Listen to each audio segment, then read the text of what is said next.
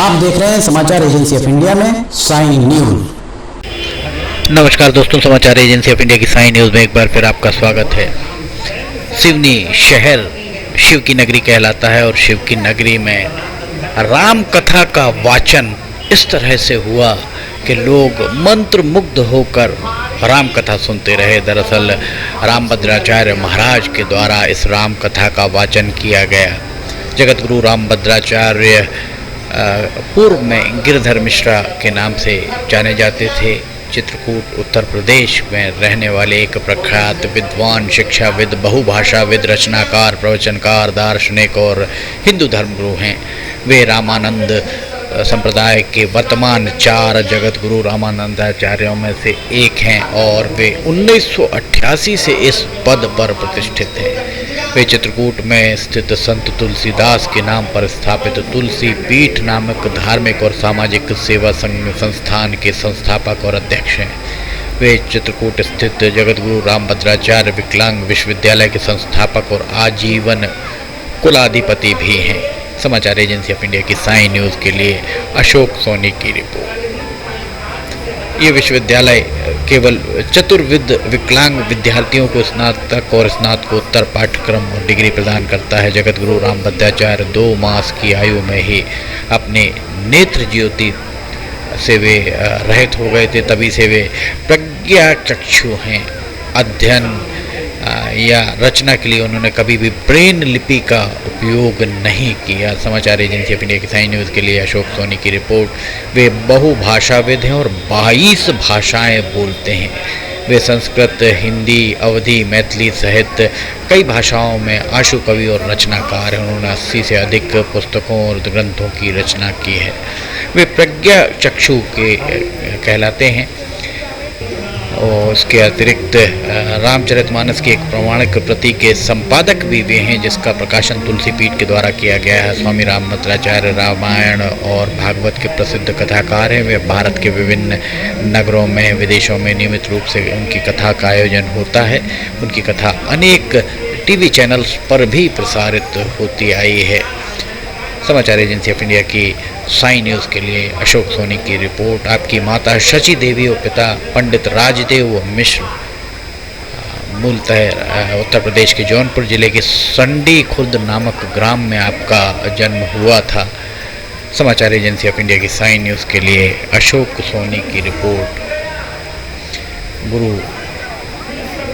रामभद्राचार्य महाराज का यहाँ पर आप देख रहे हैं प्रवचन चल रहे हैं और खचाखच भरा पंडाल आपके सामने दिखाई दे रहा होगा। रामभद्राचार्य महाराज के द्वारा क्या कहा गया, ये हम सब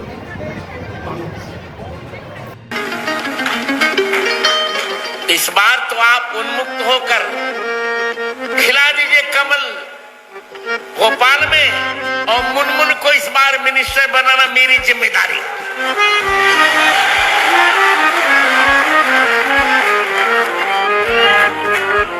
मैं कोई इनकी वकालत करने, पर ये लड़का मुझे इतना प्रिय है, मुनमुन राय इतना प्रिय है मुझको। इस बार भोपाल में कैबिनेट मिनिस्ट्री में इनको मुझे किसी न किसी विभाग में बिठाना है। रामभद्राचार्य महाराज के द्वारा स्पष्ट तौर पर कहा गया कि भोपाल के ताल में कमल खिलाएं और दिल्ली की यमुना में भी कमल खिलाएं। इशारों में भी बहुत कुछ कह गए। इसके अलावा स्पष्ट तौर पर उन्होंने सिवनी के विधायक दिनेश राय को पुनः जिताने की बात भी कही और उन्होंने ये भी कहा कि अगर दिनेश राय को सिवनी की जनता जिताती है तो दिनेश राय को मंत्री बनाने की जवाबदारी उनकी है। अर्थात उन्होंने मंत्री बनाने की जवाबदेही ली है दिनेश राय के। देखिए यहाँ पर माथे पर तिलक लगाकर श्री राम लिखते हुए यहाँ बहुत सारे लोग घूम रहे थे, जो इस तरीके का चंदन लगाकर बहुत सारी चीज़ें माथे पर लिखते हुए। समाचार एजेंसी ऑफ इंडिया की साइन न्यूज़ के लिए अशोक सोनी की रिपोर्ट। देख सकते हैं यहाँ पर सेविकाएं, सेवक पानी की उपलब्ध लोगों को करा रहे हैं, चूँकि उमस काफ़ी हद तक उमस और गर्मी का थोड़ा थोड़ा वातावरण लग रहा। सिवनी में 7 सितंबर से 17 सितंबर तक, माफ़ कीजिएगा, 9 सितंबर से 17 सितंबर तक राम कथा का आयोजन किया गया था और इस राम कथा में ज़बरदस्त तरीके से भीड़ उमड़ती हुई दिखाई दी। स्वामी रामभद्राचार्य महाराज के मुखारबिंद से राम कथा सुनने के लिए आप देख सकते हैं यहाँ किस कदर भीड़ दिखाई दे रही हो। महिलाएं, पुरुष, बच्चे, बुजुर्ग, अधेड़, हर आयु वर्ग के लोग आपको यहाँ दिखाई दे रहे होंगे। ग्रामीण अंचलों से भी बहुत ज़्यादा तादाद में लोग राम कथा सुनने सिवनी पहुँचे। सिवनी के पॉलिटेक्निक कॉलेज के खेल मैदान में इस कथा का आयोजन किया गया था। दिनेश राय सिवनी विधायक के द्वारा इसका आयोजन किया गया था और बहुत ही सलीके से, व्यवस्थित तरीके से इसका आयोजन किया गया था। एक बार फिर हम आपको सुनाते हैं रामभद्राचार्य महाराज के द्वारा क्या कहा गया। इस बार तो आप उन्मुक्त होकर खिला दीजिए कमल भोपाल में, और मुनमुन को इस बार मिनिस्टर बनाना मेरी जिम्मेदारी।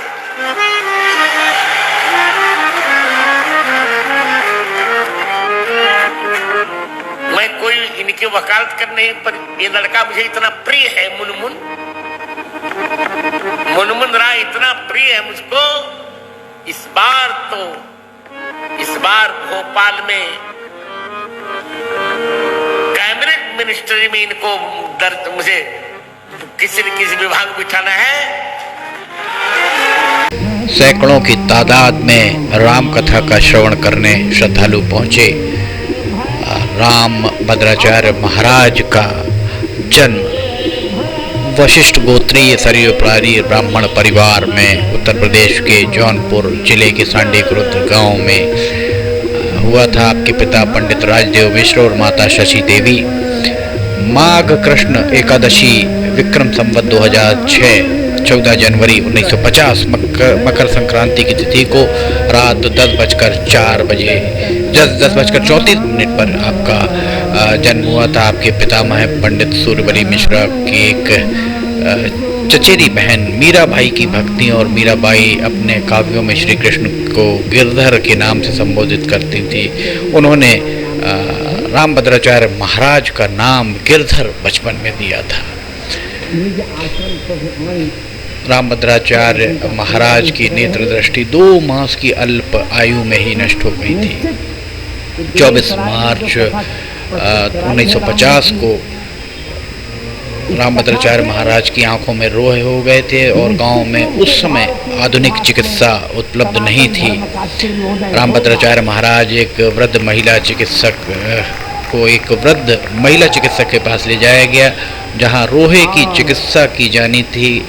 चिकित्सक ने रामभद्राचार्य महाराज की आंखों में रोहे के दानों को फोड़ने के लिए कुछ गर्म द्रव्य डाला, किंतु रक्तस्राव के कारण जो चीज़ें मिलती हैं उसके हिसाब से आपको ये सारी जानकारी दी जा रही है। रक्तस्राव के कारण रामभद्राचार्य महाराज के दोनों नेत्रों की ज्योति चली गई और उनकी आँखों की चिकित्सा के लिए उनके परिजन उन्हें सीतापुर, लखनऊ, मुंबई स्थित बहुत सारे होम्योपैथी, आयुर्वेदिक, पश्चिमी चिकित्सा के विशेषज्ञों के पास ले गए, किंतु रामभद्राचार्य महाराज के नेत्रों का उपचार नहीं हो सका।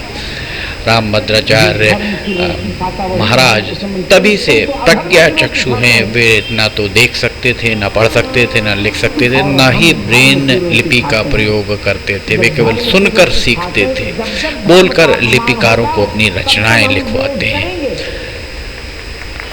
समाचार एजेंसी ऑफ इंडिया की साइन न्यूज़ के लिए अशोक सोनी की रिपोर्ट देख सकते हैं। यहाँ किस कदर आपको जनमानस दिखाई दे रहा होगा। वास्तव में रामभद्राचार्य महाराज की कीर्ति चारों तरफ फैली हुई है, इस बात से इनकार नहीं किया जा सकता। उनके श्रीमुख से राम कथा का श्रवण करने दूर दूर से लोग आते हैं। समाचार एजेंसी ऑफ इंडिया की साइन न्यूज़ के लिए अशोक सोनी की रिपोर्ट। 19 1971 में रामभद्राचार्य महाराज को वाराणसी स्थित संपूर्णानंद संस्कृत विश्वविद्यालय में संस्कृत व्याकरण से शास्त्री अर्थात स्नातक की उपाधि के अध्ययन के लिए वे गए। 1974 में उन्होंने सर्वाधिक अंक अर्जित करते हुए शास्त्री की परीक्षा उत्तीर्ण की। वे आचार्य अर्थात स्नातकोत्तर के अध्ययन के लिए इसी विश्वविद्यालय में पंजीकृत किए गए और स्नातकोत्तर अध्ययन के दौरान 1974 में अखिल भारतीय संस्कृत अधिवेशन में भाग लेने वे नई दिल्ली गए। अधिवेशन में व्याकरण, सांख्य, न्याय, वेदांत और अंत्याक्षरी में उन्हें 5 स्वर्ण पद उनके द्वारा उस समय जीते गए थे। भारत की तत्कालीन प्रधानमंत्री श्रीमती इंदिरा गांधी ने उन्हें 5 स्वर्ण पदकों के साथ उत्तर प्रदेश के लिए चल वैजयंती पुरस्कार प्रदान किया। उनकी योग्यताओं से प्रभावित होकर श्रीमती इंदिरा गांधी ने उन्हें आंखों की चिकित्सा के लिए संयुक्त राष्ट्र अमेरिका भेजने का प्रस्ताव किया, किंतु रामभद्राचार्य महाराज ने इस प्रस्ताव को स्वीकार कर दिया। 1976 में 7 स्वर्ण पदकों को और कुलाधिपति स्वर्ण पदक के साथ उन्हें आचार्य की परीक्षा उत्तीर्ण की। उनकी एक विरल उपलब्धि भी रही। हालांकि उन्होंने केवल व्याकरण में आचार्य उपाधि के लिए पंजीकरण किया था, किंतु उनके चतुर्मुखी ज्ञान के लिए विश्वविद्यालय ने उन्हें 30 अप्रैल 1976 को विश्वविद्यालय में अध्यापित सभी विषयों का आचार्य घोषित किया।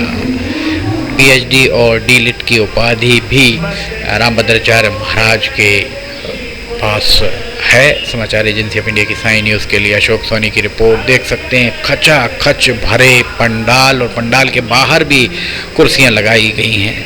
रामभद्राचार्य महाराज के श्रीमुख से राम कथा सुनने के लिए लोग व्याकुल थे, लोग उतावले थे, उत्सुक थे। दूर दूर से लोग चले आ रहे थे और उत्सव सा माहौल पॉलिटेक्निक कॉलेज के आसपास दिखाई दे रहा था। देख सकते हैं आप कितनी तादाद में यहाँ भीड़, बारिश के बाद भी, इतनी ज़बरदस्त बारिश होने के बाद भी महिलाओं की तादाद सबसे ज़्यादा है। यहाँ आपको भीड़ दिखाई दे रही होगी। और उसके अलावा आप यहाँ देख सकते हैं कि आसपास मेले का माहौल था, दुकानें सजी हुई थी। वास्तव में कुछ अलग अद्भुत सा ही प्रतीत हो रहा था। ये देखिए यहाँ पर दुकानें लगी हुई, बाहर आवाजाही लगातार जारी। भंडारा भी इसके बाद किया गया और सैकड़ों लोगों ने भंडारे में प्रसाद ग्रहण किया। कितना सुंदर माहौल, उत्सव सा माहौल यहाँ दिखाई दे रहा है। 9 सितंबर से 17 सितंबर तक रामकथा का आयोजन पॉलिटेक्निक कॉलेज में किया गया था। समाचार एजेंसी ऑफ इंडिया की साई न्यूज़ के लिए अशोक सोनी की रिपोर्ट। अगर आपको समाचार एजेंसी ऑफ इंडिया की साई न्यूज़ की खबरें पसंद आ रही हो तो आपने लाइक, सब्सक्राइब, शेयर जरूर कीजिए। फिलहाल आपसे इजाज़त लेना चाहेंगे, हम फिर हाजिर होंगे। जय हिंद।